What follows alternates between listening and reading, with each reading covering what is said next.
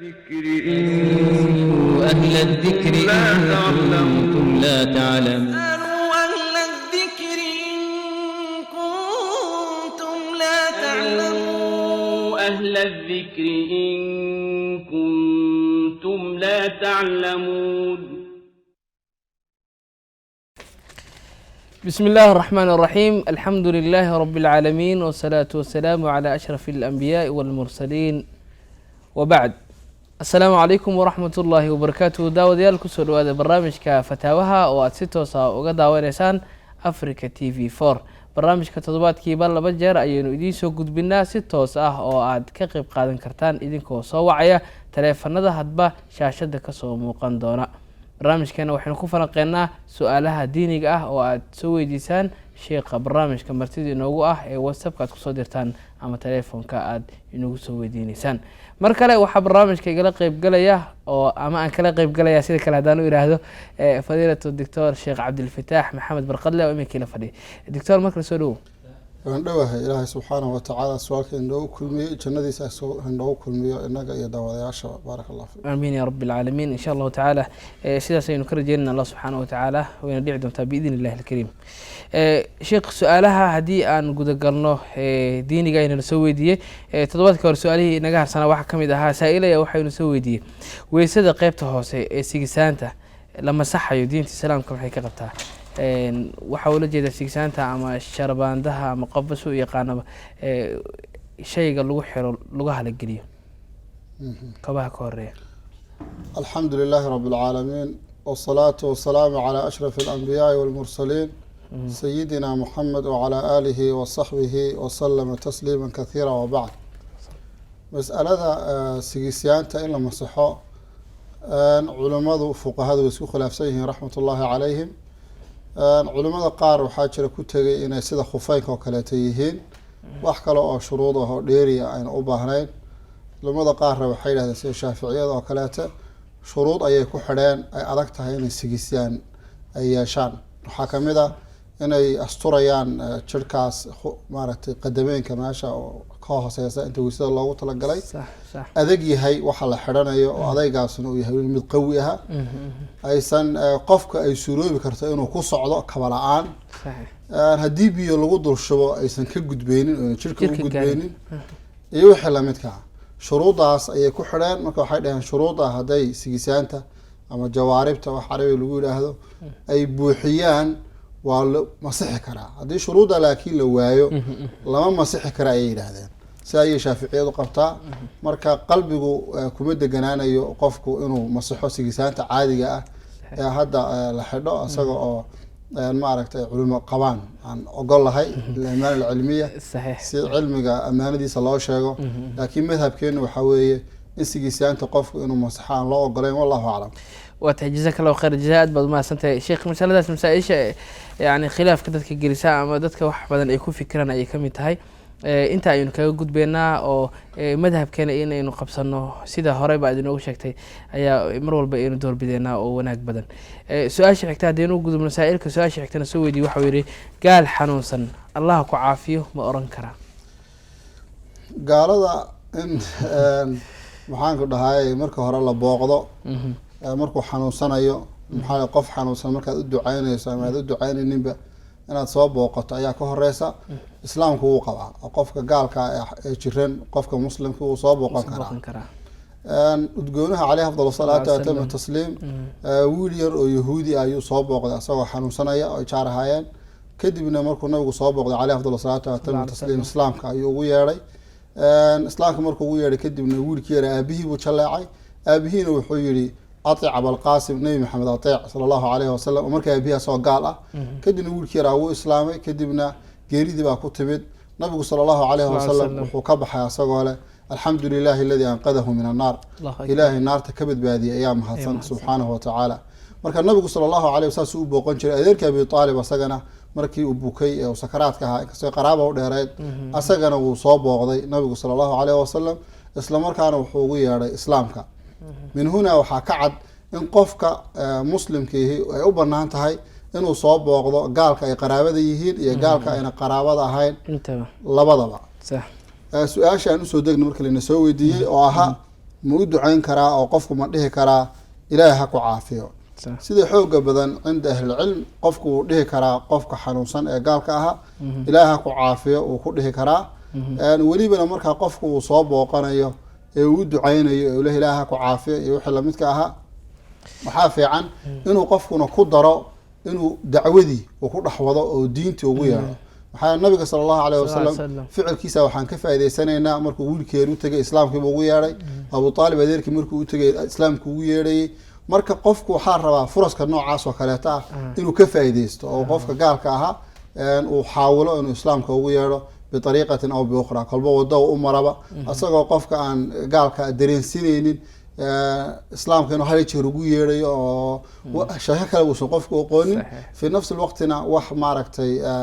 argagixiyo xon aan gelinaynin si xigmad leh inuu qofka islaamka ugu yeedho ayaa laga rabaa gaar ahaan marka uu buko oo kaleete qofka maaragtay oo marka ugu baahi badan yahay in loogu yeedho dacwada ilaahay subxaanahu watacaala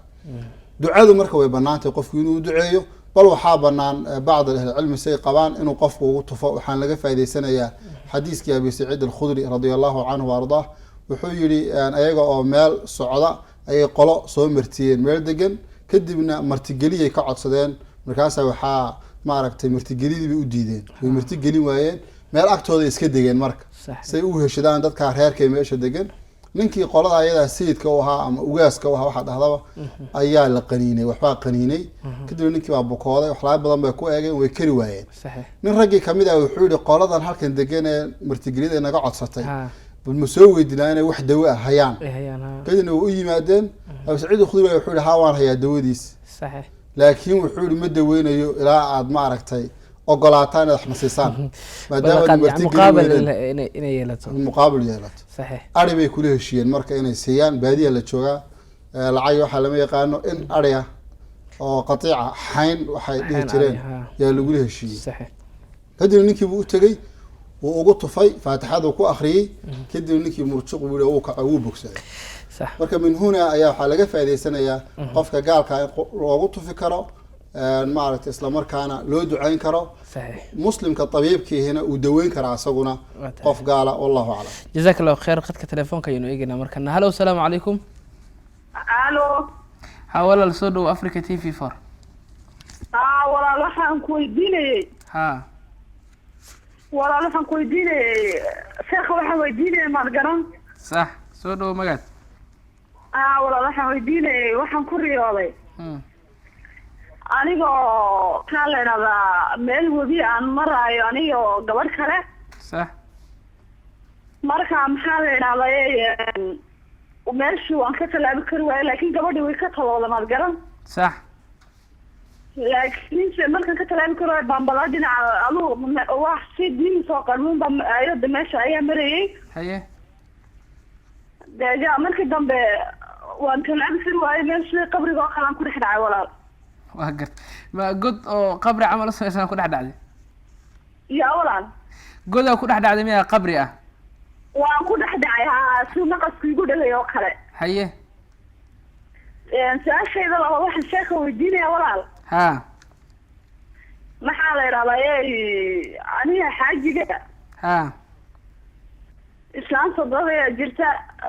maxaa la idhahdaa odagay hada jeer fur bay ka tiraahdaa mad garan islaanta jaarka idinla ah mayo sodohday odagayga haye marka waxay maxaa la idhahdaa gabadh baa u dhistay sax gabadh baa u dhistay walaal waa gartay marka u dhistay maxaa la idhahdaa abtii wixii oo dhan bay iga reebatay ahayd deja markasta waxay iga maydhasha iga tiraahdaa sax marka walaasha kelmadaaba dadi gelisay waxaan doonaya sheekha inuu adii weydiisiinaan maxaa la idhahdaa isa sheeg nacam sideen de nacam xumaan oo kala daayay gasho walaal yani adiga weli awlaad maadan dhalin marka saa daraadeed waxay ku dhahaan ma dhasho walaal in sheekha adii weydiisaan doonay walaal waa tahay waa mahadsantahay sheekh saddexaad waxaa weydiinayay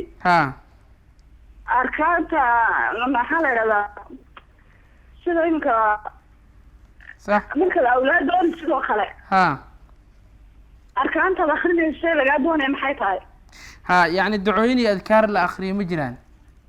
haa walaalaha wata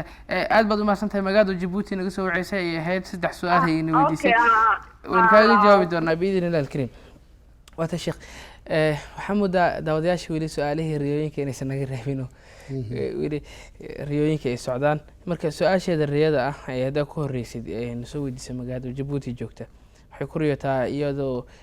gabadh kale ila socoto wabi ayaa ku yimid way ka talaabi waayeen markii dambe gabadhii kale ka talaawday wabiga oo ka gudubtay iyadana god qabri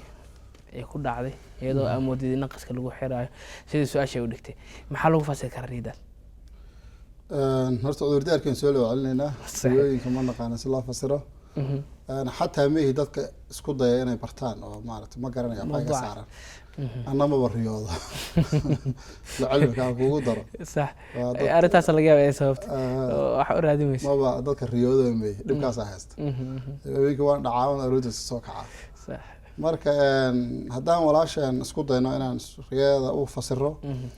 riyada noocan oo kale inta fara badan waxaa laga yaabaa inay qofku uu maaragtay fikir fara badan iyo waham yani uu haysto marka mararka qaar fikirka faraha badan ayaa sababa waxyaalaha noocaas oo kale Soomaaliduna waxay dhahaan maaragtay waxaa laga yaabaa inuu qofka luguhu laaban yihiin iyo markuu meel ku dhacdo dad kale ay dhaafaan marka uu maaragtay habeenkii markay xilligaas oo jiifaa loo jeeda xilliga la jiifaa marka markii ay seexanayso un bay adkaarta akhrisan waxa noocaas oo kale biidin Ilaahi tacaala ku soo noqon mahayaan su'aasha inta ma ka gudbayna wata su'aasheeda xigta gabadha waxay ka cabanaysaa sodohdeed oo cabashada mid ay caadi u soo bandhigtay iyo mid ay si sarbeeb inoogu sheegtay oo ah in sodohda ay saygeeda u dhistay inan kale taas si toos ah cabashada ahayn si akhbaar ahaan inoogu sheegtay dabcan dumarka ma jeclo in la guursado iyo su'aashii kale ahaa ma dhasho oo ay ka yara cabanayso arrimahaasi si laabteeda ay ugu dagto maxaa ay ugu naseexaneed gabadha xoogoo cuqdad bay gelisay leedahay hadalada noocaasi ah way jirtaa mas'alada mararka qaar hooyada ninka dhashay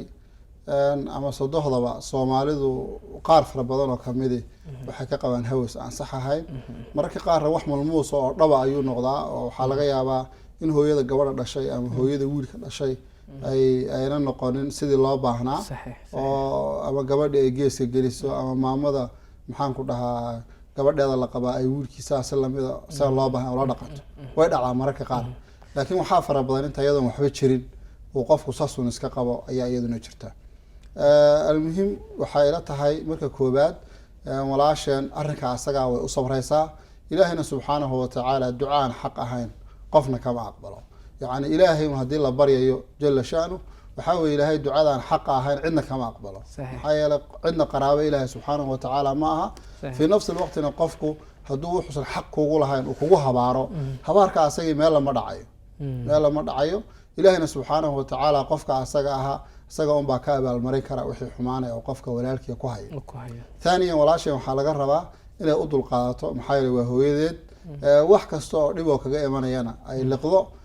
wanaagna ay u daba marayso maxaa yeelay markii qofka xumaan lagu sameeyo qofka xumaanta ku sameynayaan uu yahay waliba qof xuquuq ku leh oo waalid ah oo daa oo ka waayeelsan ka weyn waxaa rabaa marka koobaad inuu sameeyo idfac billatihi ahsan inuu wanaag daba mariyo marka haddii wanaagun hal iyo jeer xumaanta u daba mariso maxaa laga yaabaa inay maamadu soo waantoodo wallahu a'lam wataaqadka halo salaam calaykum واتاي داودهاسي قادka telefoonka ayaa ka go'ay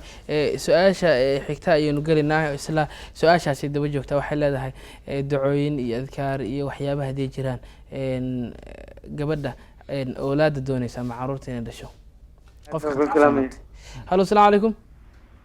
calaykum asalaam waraxmatullahi wabarakaatu walaal soo dhow ku soo dhow Africa TV 4 gaar ahaan barnaamijka Al-Fatawa waa ku dhow walaal ومحمد جوجا وياها لو ما عرك هي وياها وكم يرمغنا waa gartay soo dhow markaa walaal adiga sheekh waa shaad fatahaad wadi salaam walaal waynu ka guddoonay mid taalamay insha Allah shaad fatahaad oo maqna bariyaas asiga qudaysa safar gaaban oo galay walaal su'aasheedii waxa weeye walaalo اللهم صل على محمد وحوي ولا إنك مركان تكنيو كله صلاة ظهر عصر تدون طبعا نقطة أيام مركان رجعتي لبعض مريو إن السلام النصرين haye كدي وين استاجي haye مركان وذا كعي أيام دبرته وقاعد إنا كتجيس إسلام نفسي salaam naqsi ka tagtay haye oo ma ها دبرته مرك yani adoo salaam naqsana Dib salaad uma inaad ka soo baxdo kale miyaa u istaagtay ماي haye أقولك أنا كسلام النقص الله ha waxaan jeclaan ka taxiyadsan lahaa ha ataxiyaadkii labaad ha sidaa Ala- idhi ataxiya hadan ka taxiyadsan lahaa ha ayaan istaagay sax markaan istaagay dabadeed waan iska watay salaadowdii haye afartii ragc markaa ataxiyaadkaygu midu weeyaan sax sidii baan dabadeed ku tukaday waa gartay adoo ataxiyaadkii hore salaadowdaasi ma ansaxaysaa sheekha inta ayaan doonaya ad i weydiisay waa tahay waa mahadsan tahay waynu kaaga jawaabeynaa biidn illah su-aashaas Su-aasha sheekha kale. waa jooga haye waa su-aal la soo wakiishay gabadhii ninkeed oo waxa weeye magaranaysa way isyar khilaafeen haye markay iskhilaafeen wuxuu ku ori markay isku yar dhaceen buu ku ori waan ku furi sax marna wuxuu ku uri waan ku furay ha waa gartay labadaas su-aalood waxay ku kala duwan yihiin ayaan doonayaa dabadeeto markuu ku uri waan ku furay ha may tegin haye way joogtaa ha waan ku furay markuu yidhi way la sii Kadib- nooleed oo meesha ka tegin yah markuu waa ku furay uu ku yidhi kadib way sii wada noolaayeen oo Ah. noloshooda caadiga sii wateen haa waata si Inta fiican kale u way- fahmay way iyadoo iska faahfaahsan khilaafeen. okay iyadoo faahfaahsan sheekha kaga jawaabi doono si fiican u fahmay su-aashaada labaad maxamed aad baad u mahadsan tahay marka wixii alool gala maxaa loo malaynayaa ha marka xilligaasi taaganta oo kale haddii ilmi ay calool galaan haa waa gartay waa tahay marna wuxuu sii raaciyeyba saddexdii baad iga tay ah ah saddex iga tahay ah, wuxuu yidhi mar markaa waan ku sheekha furi intay marna weydiisaan. waan ku furay marna saddexdii ba iga tahay marka muu soo ceshay haa haddana way wada joogaan wax rajactu iyo waxna muu dhihin soo maaha hadalkaas wuu yidhi wuuna la sii noolaa un maya waxay u noqotayba ha inuu la ka kaftamayo caaday noqotayba isaga ha marka canaan laysu joogta khilaafaba may haddii laysu khilaafo wax la isweydiiyo ha waan ku furnay naga taguma koranaya markii dambe u dambeysana waxaan ku uri saddexdii baad naga tay waa tahay waa tahay waa mahadsan tahay maxamed hay waa tahay sheekh su-aalihii hore waynu soo dhameynay ila tahay waxay maraysa su-aashii haddii ay jiraan ducooyin iyo waxyaabo adkaar la akristo gabadha caruurta dooneysa haa way jiraan ducooyin fara badan baa jira oo nusuusta kusoo arooray marka adciyada ayada ahaa culimmada ayay wareysanaysaa si way xifdiyeysaa rabbi laa tadarnii fardan wa anta khayru lwaarihiin ayaa adciyada ugu tacsiirka faraha badana oo nabiyullaahi zakariya calayhi salaam uu ku baryay ilaahay subxaanahu watacaala markuu ilaahay jala shaanu uu siiyey wiilkiisa yaxya ahaa ee nabiga ahaa marka waxaa rabaa inay barido ilaahay subxaanahu watacaala sujuudda ay ku barido salaada ay ku barido isla markaana ciddii dhib ku haysa sida sodohda ay hadda ka sheeganayso oo kaleete ay ugu sabirto hadday jirto tabar dhaqaalo oo dhakhtar lagu tegi karana dhakhtar asna ay muraajacayso maxaa sharcigu u ogol yahay in dhakhaatiirta loo tago oo la weydiiyo hadduu cudur jiro waxaa jira amraad fudfudud oo dawo yar u baahan oo dadka qaar in fara badan ay awlaad la-aan u ahaadaan ilaahay subxaanahu watacaala qofkii uu u qadaro inuu sabxo dhalina ha ogaada in ilaahay subxaanahu watacaala khayr ula damacsan yahay uu ku waayey awlaadda ayada aha isla markaana ha ogaato ummahaatulmuminiinka intii u faraha badnaysa caruur dhalin nabigu haweenkii faraha badnaa uu gursay caleyhi salaatu wasalaam laba unbaa caruur dhashay intii kale xobmeen dhalin kuwa ugu fadli badnaa ee loogu jeclaa ee ugu cilmi badnaa wax caruur nabiga maysan u yeelana caleyhi salaatu wasalaam marka fadligeeda iyo sharafteeda iyo ajirkeeda iyo aakharo ay thawaab fara badan hesho ama jannada alla ay gasho caruur la waa caruur keliya kuma xidhno marka qofku waa inuu dareemo laysa inuu qofku liibaan uu dareemo inay caruur keliya tahay caruur la-aan ayuu qofku liibaan ku noolaan karaa caruur la-aan ayuu qofku liibaan ku noolaan karaa ayada iyo walaalaha kale awlaad la-aantaaba ilaahay subxaanahu watacaala waxaan u baryaynaa inuu duriyo saalixa siiyo wallahu aclam wata su'aalihi maxamed oo ina soo weydiiyey waxaa ugu horeysay salaada مثلا duhurka oo kale oo ataxiyaadka dhexe ayuu ka tagay uu istaago salaadii oo dhameystay salaadaasi ma ka buraysa haddii sida uu ku dhameysto sigoo ataxiyaadkii dhexe aan ataxiyadin kama burayso laakiin waxaa loo baahan yahay sujuudu sahwi uu la yimaado qofku markii uu tashahudka dhexe ka tago haddii uu istaago asaga oo dhammaystiran oo waajib galay salaada qiyaamku waa waajib ma soo laba noqon karo sunnaha tashahudka dhexena waa sunne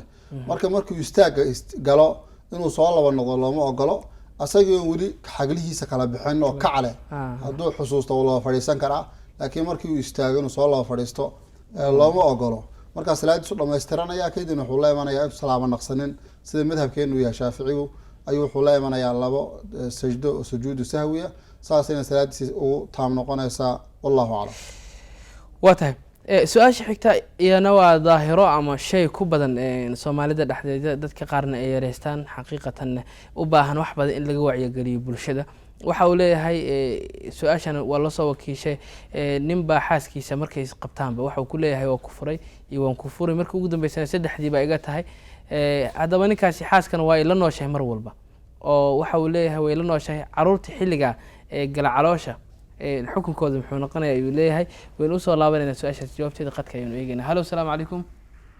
وعليكم السلام ورحمة ha maxamed عبد كامل محمد ولا سنة ha haye su-aashaadii labaad baa imika ولا إن الرمية سؤالي سو فري شيخة ha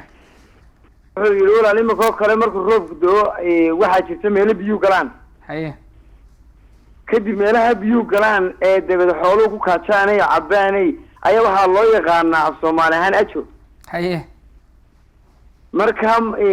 hadii ay ku weyseystaan maadaama xooliina ku kaajeen uskagna yihiin hadii uu ku weyseysto biyaha salaadiisa ma ansaxaysaa ما شاء الله هي مالمها الرابع إذن دا إسماء هرقيسي وما يلبضن وضلكي كميدا النبي أبياد ما شاء الله الحمد لله إنك الآن كل عمله ودايا الله أكبر الله أكبر اللهم طيبا نافعا إلهي هنبرك إن شاء الله تعالى أباري وحباك كجير دولكي داد كان إله علاش كاكا الحمد لله الحمد لله ما رب بنبو كدايا ما رب ما رب الرئيد كدايا الحمد لله إمكان أبو كدايا يرقي الساعة كل الله الحمد لله الحمد لله شيخ السؤال شكرا ويديني أحوي ما دام ويقول سجود سهو بالله ما نسمع أنا سجود سهو جينا أنا وته شيخ سؤاشي فرينك كوساب سنة إنه قلنا ما دام سؤاشي سجود سهو نفس الموضوع مركور أكو جرني أسي ولا مسترني كقاعدة سؤاشي سجود سهو وين وصل الله من دونا كورن فرينك يحيى مسألة فرينك يقابك هذا عضق وأشرح لي ولكن سؤاشي نسوي دي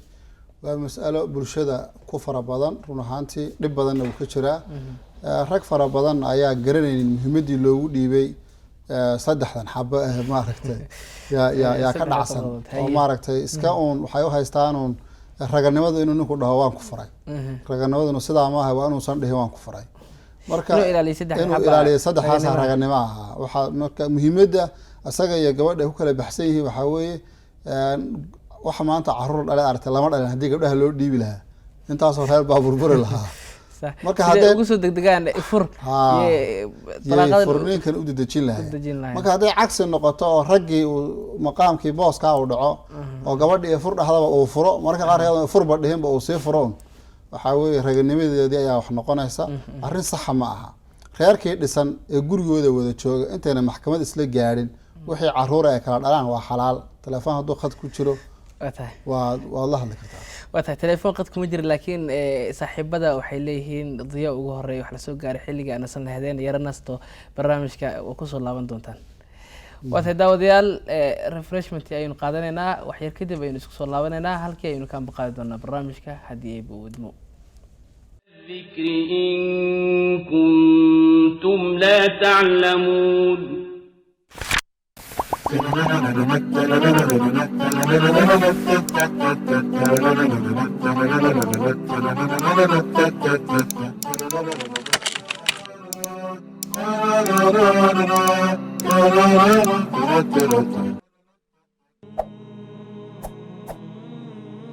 weysada ma banaano in lagu weyso qaato biyo daahir ah oo wax daahiriye mooyee waxaa la necbaystaa in lagu weyse qaato biyo qabow ama kulul iyo sidoo kale in lagu dhex hadlo weysada. shuruudaha weysada waxaa ka mid ah in xubnaha la xiriiriyo. xubnaha oo la xiriiriyo waa in aysan xubin qalalin iyadoo xubintii kale aan la dhaqin. waxaa jira faa'iidooyin badan oo ay leedahay weysada balse aysan ka warqabin dadka. waxaa ka mid ah dunuubta oo la baxda biyaha weysada marka la weyse qaadanayo.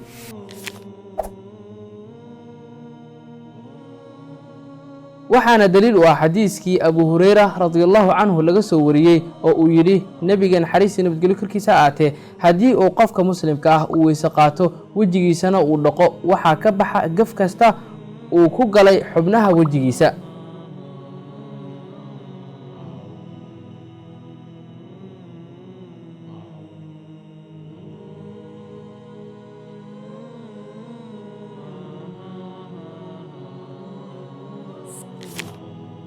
waxaa ka mid ah waxyaabaha nafsiid ahaan laga faa'iido weysada in uu damiyo carada ama xanaaqa.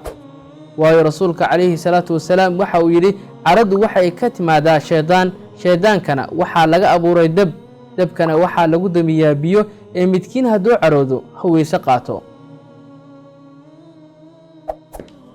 marka la eego dhanka jidhka weysada waxay firfircooni gelisaa jidhka. nabiga naxariis iyo nabadgelyo korkiisa haatee waxa uu yidhi haddii midkiin xaaskiisa uu u tago u galmoodo oo intaa kadib damco in uu ku laabto ha u dhexaysiiyo weyso. faa'iidooyinka ay leedahay weysada hurdada ka hor waxaa ka mid ah ciddii seexataa iyadoo daahir ah weyse qabta malag ayaa la hoyanaya oo ilaalinaya. waxaa daliil u ah xadiiskii uu wariyey ibnu xibbaan iyo kuwo kale inuu rasuulka calayhi salaatu wasalaam yidhi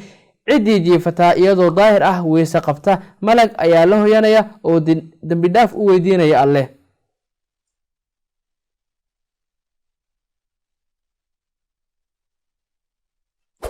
haddaba weysada hurdada ka hor waa sunno mana ahan waajib. sidaa ayuu ahaa dhaqankii suubanaha naxariis iyo nabadgelyo korkiisa aatee maad ku daysatiin.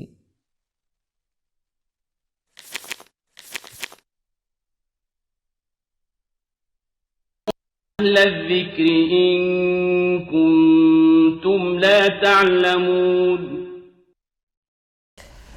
isku soo noqosho wanaagsan daawadayaal barnaamijkii fataawaha bartankiisii ayaynu iminka ku jirnaa qaybtii dambe ee barnaamijka ayaa inoo bilaabanaya insha allahu tacaala.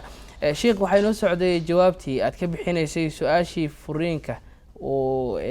yani hadalkii furiinka u dhigmay ee dumarka lagu dhahay. ha marka arrinkaa furniinka ahaa oo ragga soomaaliyeed dhaqan beryahan dambe u noqday. berigii hore waxaa jirtay markuu ninku xanaaqo ama arrin xun haysato oo hawl aan lagu kala kacaynaya waxa dhijay heer wuxuu la furay markaas afkiisa la qaban jiray oo mara la saari jiray. hadda laakiin ugu soo baxsan marka hadda laakiin waa qofku iska dhahayaa wax caadi ah ayay la tahay. gabdhaha Soomaaliyeed waxaa ku badan fur ninka raqabada ku dhagaan ama inay ku dhagin bay fur iska dhaxdo. hadda ka hor waxaan akhriyay nin intay ku qayliday oo ku tiri hadaad nin tahay fur hadaad nin ahayn iyo ilaa kadibna iska maaragtay naftii intay qabato la ordo wadnihi istaago nafta ka bax. marka inay iska ilaaliyaan ayaguna ragga ay ku leeyihiin furta oo dhaqanka noocaas iska daayaan oo ogaadaan aragaasu markasta oo dhahaan inuu xaraan yahay. ragguna ay ku faraadkaadaan erayga noocaas oo san ciyaar kaga soo bixin baan u dardaarmeynaa. waana mushkil bulshada haysata. wixii ilmaha ee dhasha intii reerku uu tuhmo ku jira ah reerkaas uu is haystaa mise uu kala furan yahay maxkamadan la isla tegin weli aysan culimadu kala saarin oo la dhihin gabadhan xaraan bay ka tahay ag marin. wixii ilmaha dhasha waa xalaal. waxa ka dhax galo. halo salaam alaykum. alaykum salaam. soo dhow walan. sheekh iyo adigii waan salaamayaa. assalaamu alaykum. wa alaykum salaam wa rahma. waxaan weydiinayaa sheekha. shaakir. waxaan weydiinayaa ninka 99 magaciisa ay xafida. faa'iidooyinkay leeyihiin baan weydiinayaa sheekh ilaahay maqnayo insha Allah. tabaaraka Allah fiik. waa mahadsantahay. hay salaam. hay sheekh. su-aashii horey noogu socotay dalaaqa aynu sii wadano jawaabteeda. marka dalaaqu waa sidaas. marka walaalaha guud ahaan waxaan kuwa darbanay arrinkaas ka yareeyaan. masalada caruurtuna waa saas oo waa xalaal.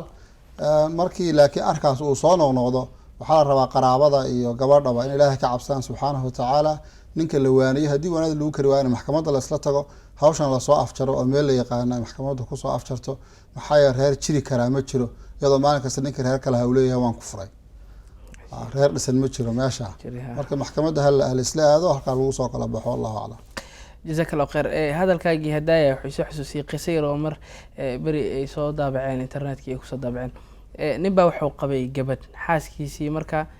muddo ka badan 30 sano wada joogeen mar walba gabadha unbaa qalad geli jirtay wuu saamixi jiray maalinka dambe ninkii odaga ahaa qalad galo gabadhii marka la dirirtay markaas wuxuu ku tiri ifur markaas oo dheerto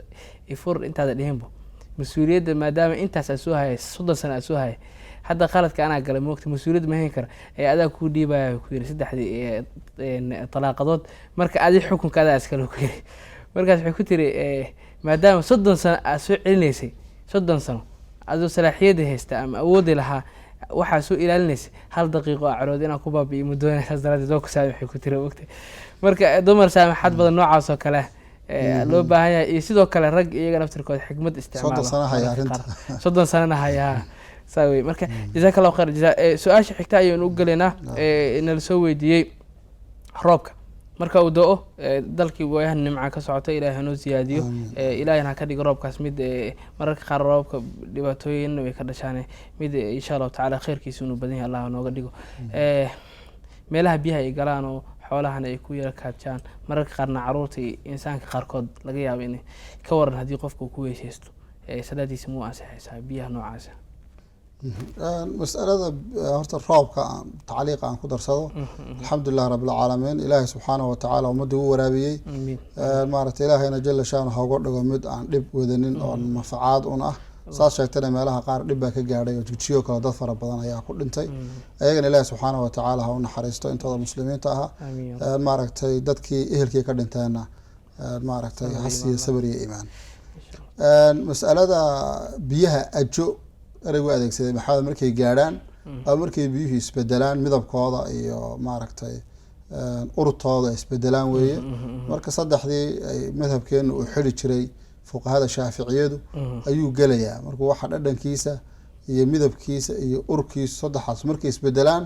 daahir ma noqonayo laguma tahaaro qaadan karo marka intay halkaa gaadhin unbay daahir yihiin marka laakiin halkaa gaaraan biyahaasu daahir ma noqonayaan lagumana weyse qaadan karo hadday jirto baahi daran oo masalan in cuntada lagu karsaday iyo noocaas oo kale ah mas'ala kale laakiin waxa ma daahirin karaan oo laguma tahaaro qaadan karo wallahu a'lam jazakallahu khayr su'aashi oo ina soo weydiiyay inakii u dambeeyay Djibouti naga soo wacay 9 ka magacay Allah subhanahu wa ta'ala qofkii xifdiyo mumiyazaadkii leeyihiin ama ajirka laga helay muxuu yahay حديث بقى قصة عرورته إن كستو سنة كذا وحلاقة شيء قف كي سجال كان مجا إلهي سبحانه وتعالى حفظيه حديث سجال كان مجا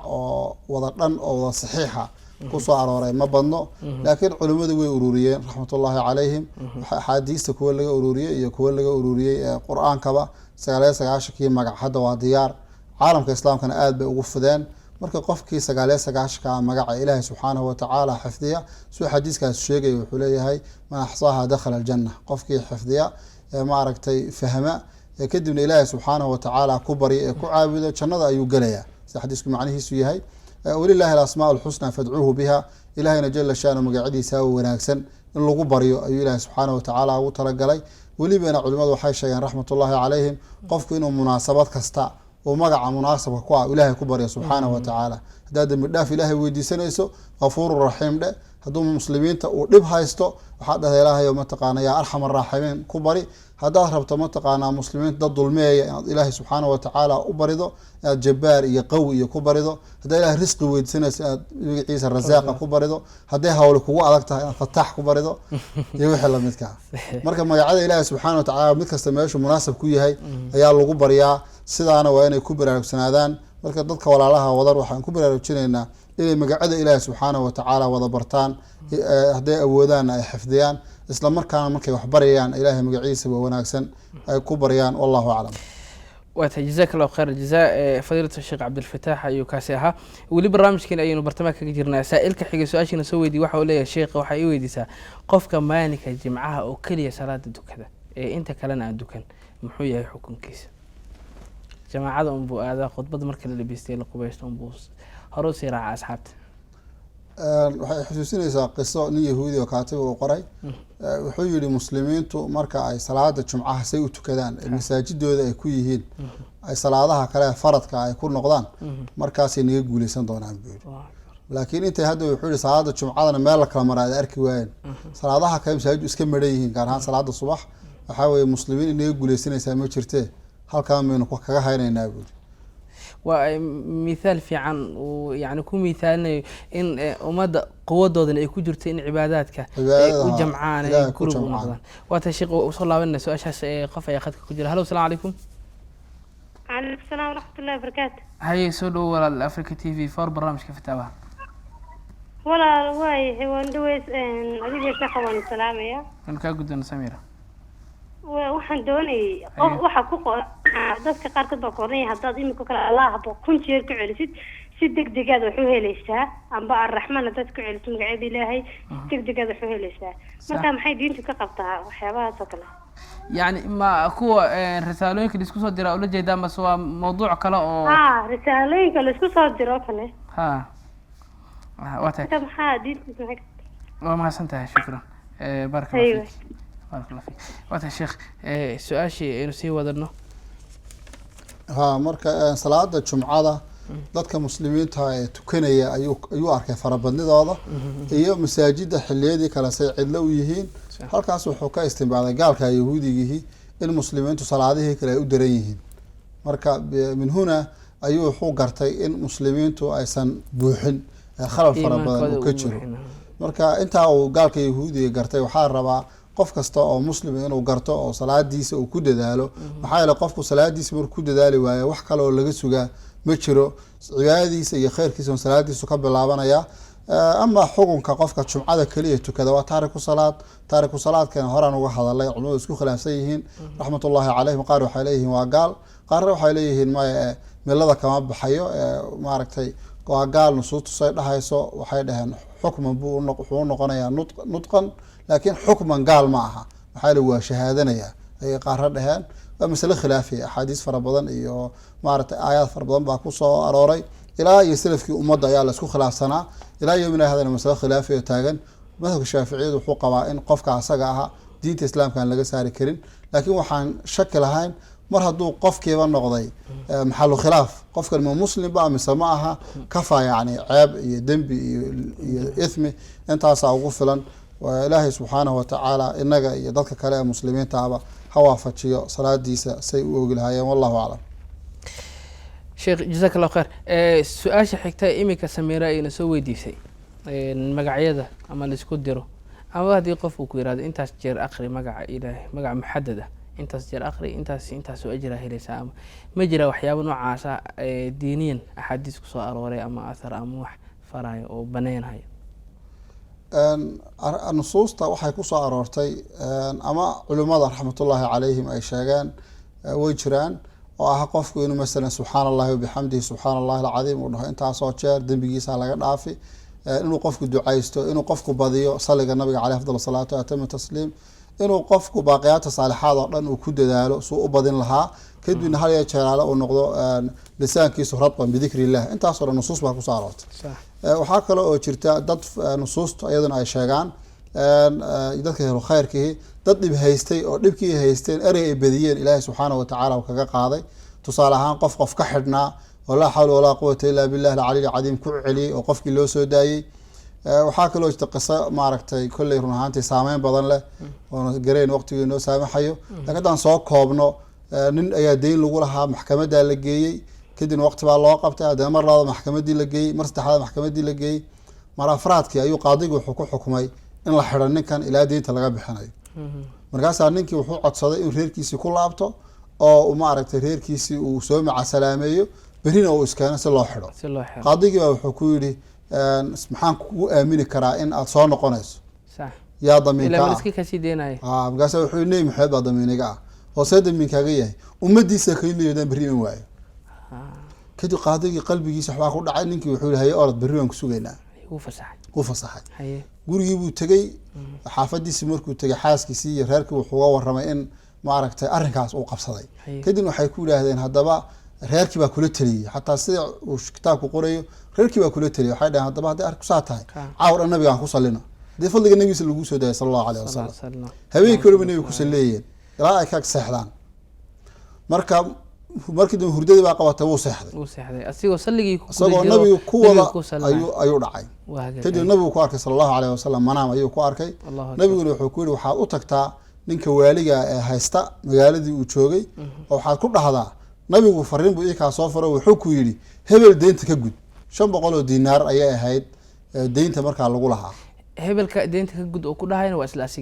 asigii haa marka ninkii uu soo booday nabigu wuxuu ku yidhi sala allahu alayhi wasallam hadduu ku dhaho maxaan ku gartaa inay nabi maxamed fariintaa ku soo faray waxaad ku dhahdaa 1000 jeer ayaad nabiga ku sallii jirtay habeen kasta habeenkii u dambeeyay nabiga salligiisa 1000 jeer way kaa gadsoontay tiradii baa kaa khaldantay shaki baa kaa galay 1000 jeer salliga ahana waad gudatay sidaa ku dhaw yiri kadibna wuxuu yiri waa yahay ninkii faraxsan baa ninkii qaadiga u tagay ninkii meesha haystay kadibna sidii buu arrinta ugu sheegay ninkii markaas uu ku dhegdhegay oo lacagti iyo in kale oo ku daray uu siinki ayuu siiyay ajeeb intuu yaabay qaadigii buu u tagay markuu qaadigii tagay qaadigii oo xalay nabiga manaan ku arkay sallallahu alayhi wasallam ayuu ma aragtay la kulmay qaadigii wuxuu yiri da'daas aan hay intaas qaadi soo aha waligeena xifad sallallahu alayhi wasallam manaan kuma arag laakiin xalay fadligaaga baan ku arkay nabiga ma aragtay manaan sallallahu alayhi wasallam nabigii oo la miskiinka maxaad ma taqaanaa u cadaabaysaan markaasuu ninkii wuxuu sii diyaariyay lacagtii deynta iyo tu kale asaga uu siiyo xaqana lacagtii deynta iyo tu kale asisiyo ka soo qaaday kadibna ninkii deynta lahaa oo loo ballamiyay ninkii in la xidho ayaa yimid oo ooya ninkii uu dusha kaga dhacay wuxuu nabiga xalay manaan ku arkay waan ku cafiyay lacagtana waan ku keenay kadibna lacagtii laga cafiyay iyo 2000 oo diinaar oo qaatay ayuu meesha kala tagay marka qofku inuu badiyo la hawla wala quwwata illa billahi al-ali azim salliga nabiga inuu badiyo sallallahu alayhi wasallam markasta asagoo dhib haysan labadaba waa shay loo baahan yahay oo maxbuuba ama se walaashan su'aasha u dhigtay oo qofku inuu intuu mizaaj wax ku qoro inuu dhahaan 100 jeer Allahu akbar dhe waxaad helaysaa 100 jeer raxmaan dhe milaayiin baad heli hada sida internetka maaragtay lagu soo qoro taas sax ma aha wax sax ma aha wax maaragtay meel ku soo aroorayna ma aha abaalqaadka ay sheegayaan wax diinta Ilaahay meel kaga yaala ma aha muruga kugu dhici hadaad yeeli weeyday ay leeyihiin ayadna waxba kama jiro marka waxa soo kale muslimiinta ay soo ku noqonin hawas ilaahayna subhanahu wa ta'ala kuwa qoraya kaga baqaan ama sii gudbinaya iyagoon gareeyay waxaas inuu xaq yahay inuu baatil yahay wallahu a'lam وتجزاك الله خير الجزاء موضوع مهم أيها أما نقطة لو بهنا إن واحد بدل فيه إله كأبا المريو وناجا يو إن فسرات أنت لاقي أتكب حسي جهد جاك سؤال شن حكي واحد نسوي قف ضمر واحد لا ده كنينية ده أما عربدها لو استعماله كلفوجين تأوبتك محيدين تسلامك كقطع قفك هدي مثلا قبضة المدد سريع إن استعمال شو دو ككلفوجين ومدك حيرسو إن أور قادو سؤال شميت كلا لا سعته وحلا ده هاي حدي دينته أي ديدو تا شيخ محيط هاي وحى dadkii hore inta keeniyada cirbadaha waxaan ay soo bixin ay ku kala fogeyn jireen caruurtooda ila muhiim waxa ay cunuga ila nuujiye 2 sano kaamil ah sida diinta ku soo aroortay asalka mas'aladani waxa weeye markii adwiyada laga hadlayo la isticmaalayo hadii in uurka la joojiyo loo isticmaalayo oo qofku uurka asal ahaan uu ka hortago waa xaraam weeye asal mas'ala kini adwiyada noocan oo kale in la isticmaalo ayadoo uurka laga hortagayo waa xaraam walaashana taa way fahansan tahay inuu qofku dhaho anu caruurta aan dhalayo ayaan xadidayaa oo 2 dhalayaa 4 baan dhalayaa iyo waxa la midka aha taxdiida nasli waxa loo yaqaano inuu qofku dadka uu dhalayo uu xadido oo dhaano 3 ilmood kaliya rabaa ayadna waa xaraam weey sharcigu ma ogolo marka labada halkaas ka dhigno waxaan u soo galeynaa tandiima nasl ma la kala tartiibin karaa asbaab ha loo kala tartiibiyo ama asbaab la'aan ha loo kala tartiibiyo midalan gabadhu waxay rabtaa inay 2 sanaba mar ay ciyaalkeeda 2 sano kala weynaadaan ama ay 3 sano kala weynaadaan oo 2 sano nuujiso sanadna ay maaragtay caloosha ku sido marka 3 sano ay kala weynaadaan 3 sano iyo wixii ka yar oo tandiima nasliya baahi kalena aysan jirin sharcigu u ogol yahay 3 sano in ciyaalka la kala weynaysiiyo iyo wixii ka yar asagoo baahi kala jirin sharcigu ogol yahay oo masalan reerka 20 sano jooga ay 7 ciyaal yeeshaan reerka 20 sano dhisan marka 3 sano lagu dhufto 22 sano 7 ciyaal kaliya ay yeeshaan tandiima naslina ay ka timid iyagu 7 aysan xadidin sharcigu ogol yahay صحيح haddii taa laga soo dego su-aasha walaashay baan usoo degaynaa adduunyada noocaasa in la isticmaalo iyo aan la isticmaalin atibada caafimaadka ayaa la weydiinayaa su-aal yaraa kaa weydiinaya kaa dhex galo mawduucaaga ku saabsan in la kala tartiibiyo markaad le yacni tartiibis ka baxsan dawooyinka ma ula jeeda mase dawooyinka naftirkooda in lagu kala tartiibiyo ha waa su-aashu waa muhiim in la kala tartiibiyo wax lagu kala tartiibiyaba way bannaan ama dawaha hata ama yani ama dawo la'aan ama hala kala fogaado ama nooc doonta ha say doonta ha noqoto wax lagu kala tartiibiyo in la kala tartiibiyo caruurta sharcigu wuu ogol yahay oo aysan isku nug noqonin sagaal bilood kala weyn ama 17 bilood kadib waxaan u soo degaynaa maxaa lagu kala tartiibin haddii la ogolaaday hadday dawo tahay adduunyada markasta oo ay qofka caafimaadkiisa dhibayaan sharcigu ma ogolo hadduu tabiibku dhaho qofkan dhib bay u geysanaysaa dhib ayay u geysanaysaa caafimaadkiisa iyo mustaqbalkiisa way dili kartaa iyo wixii lamidka sharcigu ma ogolo waxaas dawadaas nooceed ha noqoto say doonaa loo ama keen ha ahaado ama irbad ha ahaado ama wax kale ha ahaado way farabadaysa ogtahay marka ayada waxaa la weydiin ninka doctorka caafimaad ku takhasusay dawadan dhib inta la leedahay hadduu yahay dhib badan oo qofka soo gaaraya ma jiro ama dhibba ma laha oo banaanta hadday dhib soo gaarsiinayso qofkana dhan kale ka timaado markaas dhan caafimaad way mushkilad sida caadiga ah haweenku laba u qaybsamaan qaar markay nuujinayaan uur ma yeeshaan asal ahaan ma yeeshaanba kuwaasu marka ayagu furijad وكفى الله مؤمن القتال أركها سوي حلسية لارجع يكون يشيل المهن قرمان قرنا مركي قريان بأور السوقية صحيح صحيح صحيح حدي لكن وما ركتي قبضوا أيضا المهي نوتشينيسا أي أورك يارانيس تمر كان نوع عاصو كلاتا وحاوي أيجو بمسألة كوهريسا دويدي مركي حلون كذا وان عدينا واضح وقتي وسيلة معنا يا شيخ برامجكم كادم هذا يلي ها بس هكذا كوجا بجبيننا داودي مركب حال ويدينا يا أطباء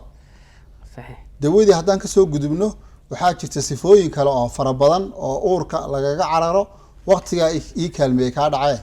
ولا له هو ريستاندك كوين مارت أهلها يقال نزع وحدها كمذا أدوية كمذا وحكمذا عشاب وحنا عاسو لذيك سدا شرا marka ha wareystaan dadka la jooga wallahi walaal waata waqtiga naga dhacay aad ugu xuma sheekh waxay ahayd ina su'aasha jawaabteeda bi akmalaha kaaga qaadan idoo dhameystiran waata dawadayaal guud ahaan inta aynu ku soo afmeerinaa barnaamijkii fataawaha oo aad si toos u daawanayseen barnaamijka waxa la qayb galay ajri xasanaad aan soo koobi karin ee baasiyo miisaanka xasanaadkana u saaro waqtigiisa qaaliga ee nagu bixiyay fadiilatu doctor sheekh Abdul Fatah Maxamed Barqadle anigu Cabdi Kaamil Yuusuf ayaa barnaamijka su'aalaha soo weydiiseen u gudbinaya sheekha waxa u mahad celinaa dhammaan ka qaybqaatayaashii barnaamijka oo uu kamid ahaa cameraman Abdul Hayy iyo sidoo kale soo saaraha barnaamijka Diya waxa sidoo kale u mahad celinaya Umar Al-Jacli iyo Maxamed Yuusuf Abbas yaan ka tagin waa bahdiyo isku duuban dhamaantood oo idinkaga tagay tan iyo kulanti dambe sidaas iyo nabadgelyo salaamu alaykum wa rahmatullahi wa barakatuh أهل الذكر إن كنتم لا تعلمون اسألوا أهل الذكر إن كنتم لا تعلمون أهل الذكر إن كنتم لا تعلمون